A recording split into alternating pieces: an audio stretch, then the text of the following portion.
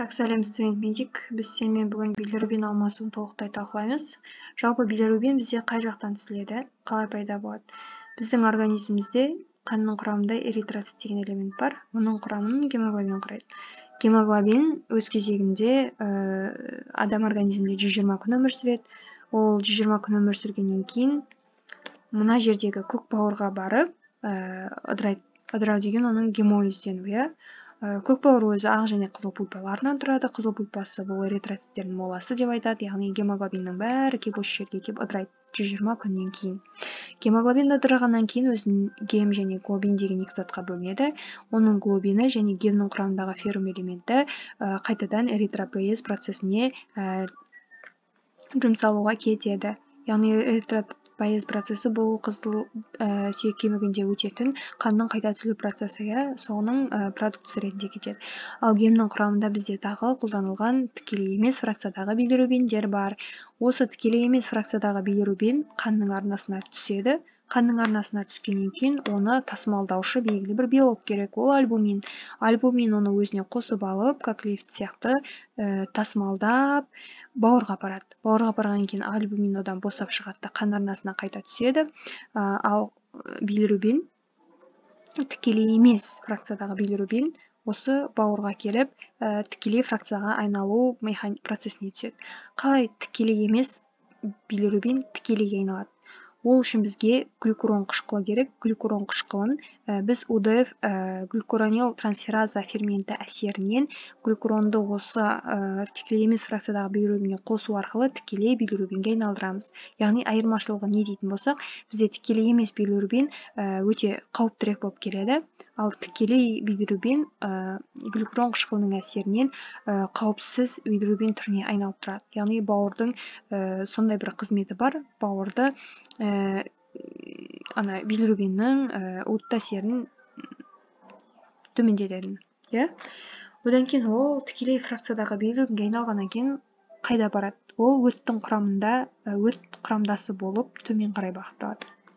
Міне, өттік жолдар бар бауырда, өт түзіледі. Яғни өттің құрамына көп процент су, холестерині, тағы бағанағы осы билирубині барлығы кіреді. Өттің құрамын, өттің түсін құрап, ол төмен қарай бағытталады. Яғни өт жолында, өттің қапшығында тұрады. Өт қапшығында белгілі бір уақытта наяққа тамақ түскеннен кейін ол бөлініп шығады. Бөлініп шықты өз жолымен келе жатыр. Яғни өттің құрамында деп есептеңіз, осы билирубин өттің құрамында тұр, тікелей фракциясы. Ойқы без ферменттері барлығы қосылады да осы тікшекке келіп құяды. Тікшекте ол қандай қызмет атқаратын еді? Осы тікшектегі тағамдардың барлығын эмульгирлеу және мицеллаға дейін айналдыру, майларды ас қорыту процестеріне қатысады. Одан кейін осы өт құрамындағы сұйықтықтың құрамында бізде тікелей фракциядағы билирубин осы асқазан ішек жолындағы тұрақты ішек микрофлоралар әсерінен урабилиногенге айналады. Яғни ол өзінен глюкурон қышқылын алып тастайды да урабилиногенге айналады. Урабилиноген ол екі бағытта кетеді одан кейін. Оның 90% бізде нәжіс арқылы стеркобилинге айналып, нәжістің түсін беріп тұрады. Нәжістің түсі бізде қоңыр түседі. Оның түсін беріп тұратын осы қанық етіп урабилиноген болып табылады. Қандай да бір проблемалар болып билирубин болмайтын болса да, билирубин көбейіп кетсе де, осы нәжістің түсі бізде өзгеріп отырады. Мен айттым, 90% не формуласы, 90% ғана нәжіске қарай кетеді. Қалған 10% 10% асқазан ішек жолында түскен тағамдармен бірге осы асқазан ішек жолына келіп тұрған артерияларға қарай реабсорбцияланып кетеді. Тағаммен бірге реабсорбцияланып кетеді. Сөйтіп ол тағаммен бірге реабсорбцияланып қаға барады. Бүкіл тағамның бәрі реабсорбцияланған кейін жалпы қайда барады? Бауырға барады, өйткені оның ішінде керегі бар, керек емесі бар, соның бәрін бауыр фильтрациялап беру керек. Соның ішінде ол урабилиногенді таниды. Қайдадан келген урабилиногенді ол танығаннан кейін оны 5% екіге бөледі. 5%-ін қайтадан өт жолына түсіріп, қайтадан осы ас қорыту жолына түсіретін болса, қалған 5%-ін қан арнасына жібереді. Қан арнасына жібергеннен кейін ол қан арнасында жүрген нәрсені міндетті түрде қайда барады? Фильтрация, реабсорбция процесіне түсу үшін, бүйрекке барады.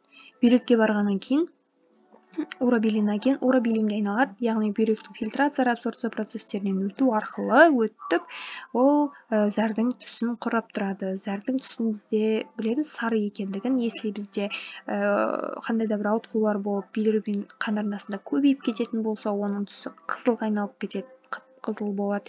Одан кейін мүлде болмайтын болса, ақ цветке айналып кетеді деген сияқты зәрдің түсі де осы урабилиннің процентіне қарай өзгеріп отырады қалыпты да, ол сары түс. Міне бұл жерде айтылған нәрсе бізде бағана айттым ғой, тікелей емес фракцияда билирубин ол қауіптірек, өйткені ол липидке ериді, ал мынау суға еритін фракциясы болып табылады. Одан кейін билирубиннің бізде осындай нормалары бар. Нормадан асып кететін болса, оны біз гипербилирубинемия деп айтамыз. Бұл гипербилирубинемия бұл балаларда қандай ауруға алып келеді? Сарғыштану, желтуха деген ауруға алып келеді. Желтуха бұл көбінесе бауыр үстілік процесстен, бауыр үстілік патологиядан болады. Бауыр үстілік деген бағана айттым ғой, көк бауырға келіп қана бізде гемоглобиндер ыдырайды деп. Ал ол кезде қанның арнасында көк бауырға жетпей тұрып ыдырап кеткеннен кейін қанның құрамында билирубиннің тікелей емес фракциялар көбейіп кетеді да, балада сарғыштану болады. Ол тікелей емес болғаннан кейін уытта әсер береді. Уытта әсер бергеннен кейін интоксикациялық синдроммен бала ауыра бастайды. Мынау соның дәрежелері. Енді гипербилирубинемия деп айтып кеттім. Ол мынадай 3 патологиялық процесстен болуы мүмкін. Бағанағы бауыр үстілік деген ол гемолиз, қанның арнасында гемоглобиннің ыдырап кетуі деп айттым. Ол кезде не көбейеді? Тікелей емес фракциялар, себебі ол бауырға келгенде ғана тікелейге айналады. Бауырдан жоғары бұзылып кететін болса, ол тікелей емес фракциялар көбейіп кетеді. Ол неде зардың құрамында отсутствует, уже болмай қалады, урабилиноген түрінде ол қайта көбейіп кетеді. Енді обструкция. Обструкция деген бауырдан қарай төмен қарай бағыттаған өт жолы бар. Өт жолдарының тарылуынан, тас бітеліп қалуынан обструкция болған жағдайда бізде билирубиннің тікелей фракциялар көбейеді. Неге? Олар бауырда уже тікелей фракциясына айналып қойған, нормально болған, бауырға дейін процестің бәрі нормально жүрген. Бауырдың төмен жағында проблема болғандықтан оның тікелей фракциялар көбейеді. Ол кезде зәрде қайта көбейеді, сосын оның түсі қанық болады, ал урабилиноген ол кезде жоғалады. Бұл жақтарды логически ойлансаңыздар болады.